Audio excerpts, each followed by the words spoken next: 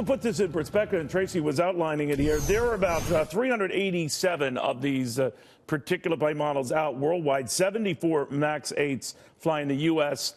alone. But here's the thing that could be a big deal. The fact that there are orders exceeding 4,600 of these planes over the next decade. And virtually every major airline on the planet is an interested customer. So what happens to that? We've already heard from Democratic Senator Dianne Feinstein that she thinks the better part of valor would be to hold off, investigate, ground these planes, and be on the safe side. That is an opinion shared by Mitt Romney, the former presidential candidate, now Utah senator. So what do you want to do and have to do if you don't want to be on a plane like this? Well, that can prove easier said than done. Aviation journalist Seth Kaplan with us right now.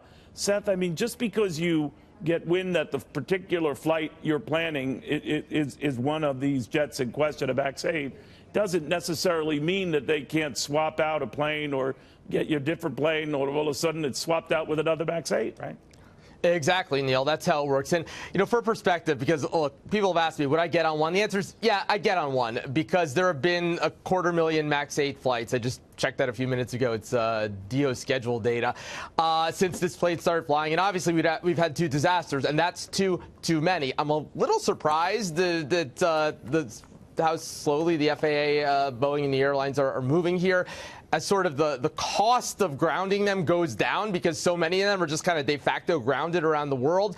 But as a customer, look, there's the flat tire rule.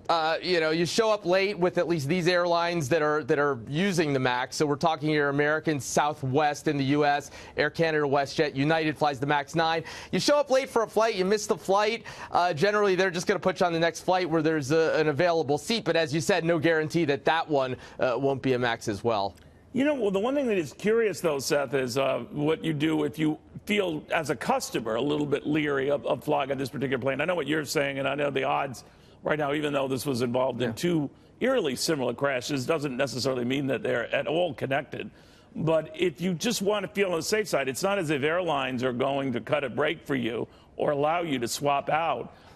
So that would be a lot easier said than done, right? Yeah, and that's right now they're taking the position that it's safe. You know, that's what they're saying. And look, I believe that they believe that, because there's so much risk to being wrong here. Nobody wants to be the person that's wrong.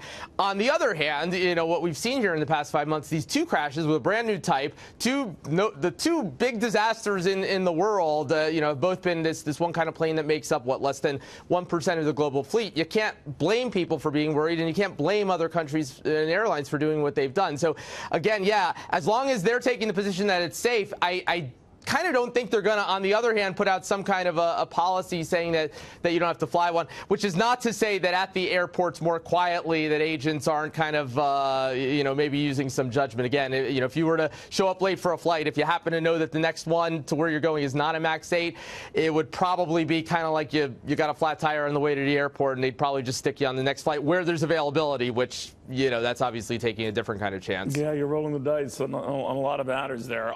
Thank you very, very much, my friend. Seth Kaplan joining us. You got it, Neil.